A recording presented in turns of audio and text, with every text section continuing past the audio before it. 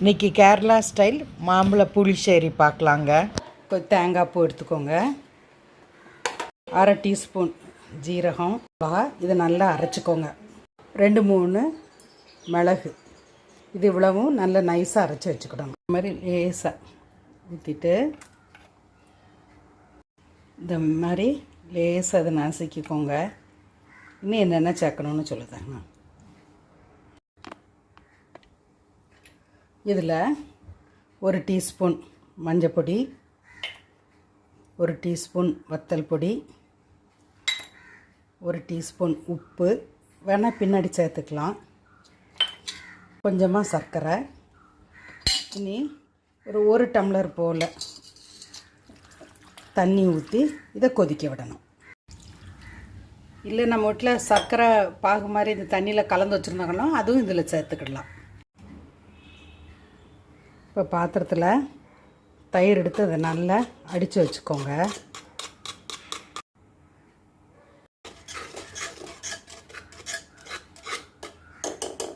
இது நல்லா அடித்து வச்சுக்கோங்க. தயிரை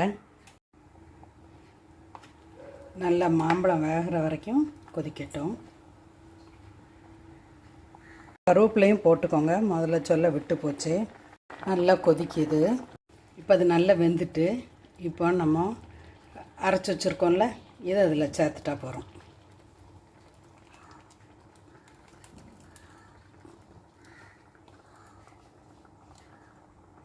இப்போ நம்ம கடைஞ்சி வச்சுருக்க தயிர் இதில் சேர்த்துட்டு அடுப்பை அணைச்சிருங்க.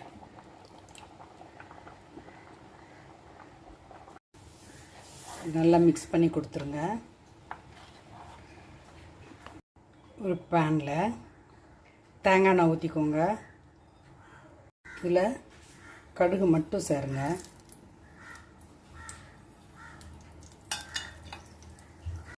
கருவேப்பிலை வத்தலை சேர்த்துக்கோங்க.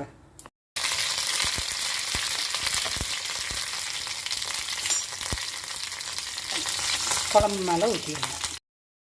இதை தாளித்ததை இதில் போட்டுருங்க. ரொம்ப சுவையான மாம்பழ மோர் குழம்பு ரெடி. வரைக்கும் சப்ஸ்கிரைப் பண்ணவங்களுக்கு தேங்க்ஸ். சப்ஸ்கிரைப் பண்ணாதவங்க சப்ஸ்கிரைப் பண்ணுங்கள்.